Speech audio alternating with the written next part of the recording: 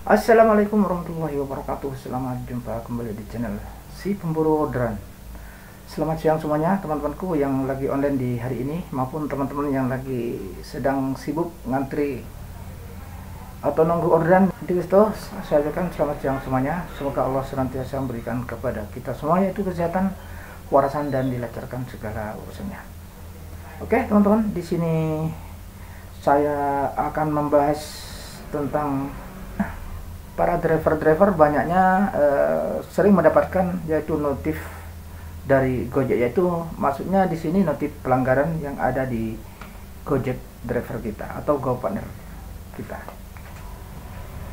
Oke, di sini saya akan membalas ya pertanyaan teman saya kemarin tentang dapat notifikasi yaitu pelanggaran atas laporan dari customer.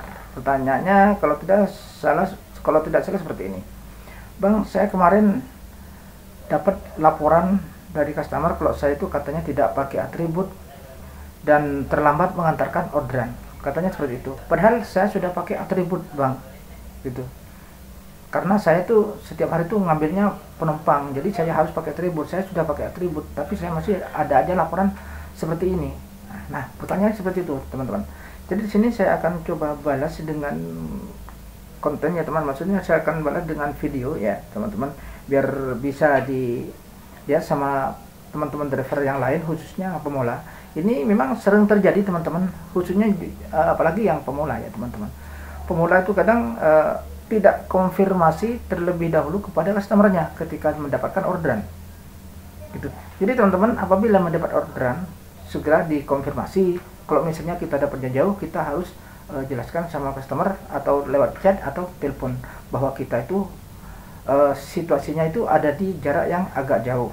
Gimana kah? Apakah kakak mau nunggu atau tidak?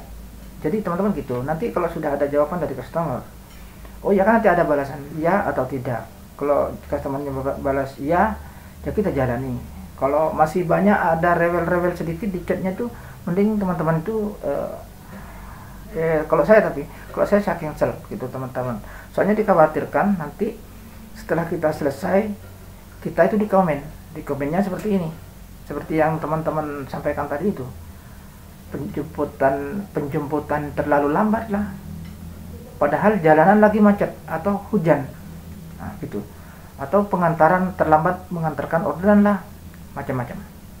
Alasannya karena customer itu kecewa sama kita karena mungkin kerjanya itu terlambat gitu, teman-teman. Sebetulnya customer itu sebelum jam kerja itu sudah dipersiapkan sebelumnya, atau 20 menit sebelumnya itu sudah order, jangan kurang 5 menit baru order. Itu sebetulnya kesalahan customer sih. Itu kalau menurut saya. Dan cara mengatasinya, ini kan munculnya di sini di bawahnya ya, di depan tampilan aplikasi ini muncul biasanya peringatan itu akan hilang selama 24 jam kalau nggak salah, atau 1 kali 24 jam itu sudah hilang, teman-teman, selama kita itu tidak dapat pelanggaran yang berat. Kalau cuma ini termasuk pelanggaran tingkat 1 masih, teman-teman.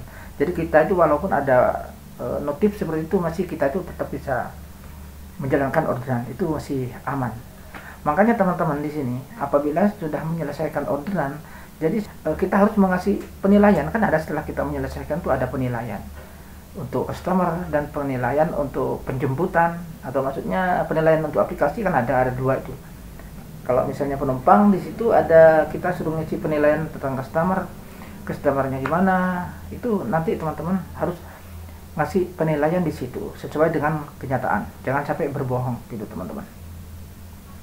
Nah, misalnya customer saya nih bohong, kenapa kok bisa diterima laporannya sama Gojek misalnya. Nah, itu sebetulnya tiap ada laporan seperti itu kan, dia kan sistem aja yang ngirim ke kita. Jadi otomatis kita, sebetulnya sistem itu tidak tahu aslinya seperti apa.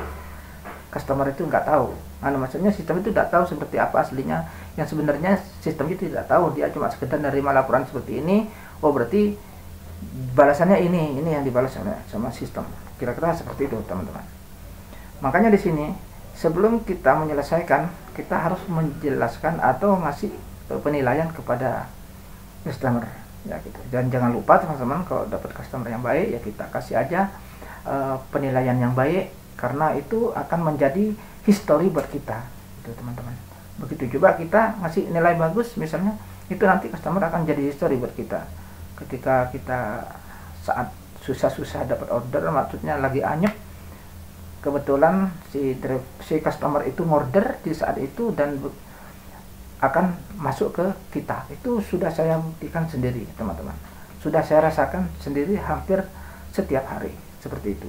Jadi dibudayakan, yaitu dikonfirmasi ya teman-teman, seperti itu supaya akun kita itu aman teman-teman. Seandainya customer ngasih fitnahan begini, tapi nanti kan kita sudah ada sebelumnya, kita sudah ngasih laporan juga ke Gojeknya, nanti kan masih ada di situ. Jadi buat akun kita tuh masih aman teman-teman, tidak masalah. Pokoknya yang penting pertama itu ketika dapat order kita harus konfirmasi gitu teman-teman. Terus yang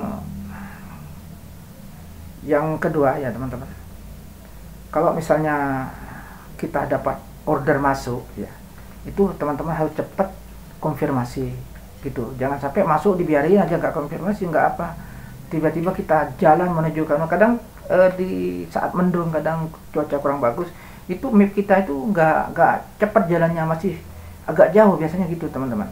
Nggak lancar Google Map-nya kalau pas lagi sinyalnya kurang bagus gitu. Jadi kita konfirmasikan kalau kita sudah siap dan kita sudah OTW, nanti customernya sudah siap nunggu itu, tidak mikir yang macam-macam customernya gitu teman-teman. Itu yang sering saya lakukan setiap harinya ketika kita mendapatkan orderan. Oke, mungkin gitu aja teman-teman, penjelasan ya tentang supaya kita itu bisa terhindar dari hal-hal yang negatif seperti laporan-laporan dari customer ya. Karena memang laporan sini kebanyakan ya customer itu cuma mengada-ngada ya. Seperti saya tadi juga, saya dapat orderan gosen ya, saya ambil di tengah jalan, bahkan saya sudah mau dekat sama customernya di cancel. Nah, mungkin tujuannya biar dapat yang lebih cepat lagi, padahal saya sudah dekat dari pengambilan barang. Itu pun waktu itu tadi di apotek ya teman-teman, saya sudah dekat di apotek sekitar kurang 200 meter, itu saya ngambilnya 3 kilo gitu teman-teman. Terus di cancel, dia ngorder masuk lagi ke saya. Terus saya bilang setelah masuk, saya kira apoteknya yang order, ternyata bukan, ini kan customernya yang order. Saya bilang, Mbak, ini tadi sudah masuk ke saya tapi kok di cancel ya? Oh, saya tidak tahu Pak, katanya itu. Oh, berarti customernya yang order. Nah, itu customernya itu sebetulnya nggak tahu, dia dikiranya kalau sudah cancel itu masuknya yang lebih cepat lagi. Nah, itu tidak mungkin teman-teman. Karena apa? Dia ngorder pasti masuk lagi ke saya, tidak mungkin masuk ke orang lain, karena orang lain kan jauh itu teman-teman. Berbeda sama food. Kalau GoFood itu, kalau sudah kita lewatin sampai di cancel sama sistem atau kita yang cancel, itu masuk ke orang lain. Kalau ini tidak, ngorder lagi dia, itu ngorder lagi, tapi ternyata saya masuk lagi ke saya gitu. Terus saya setelah menyelesaikan barang paket tadi, saya, Mas, ini sudah masuk ke saya tadi kok di cancel, saya bilang gitu.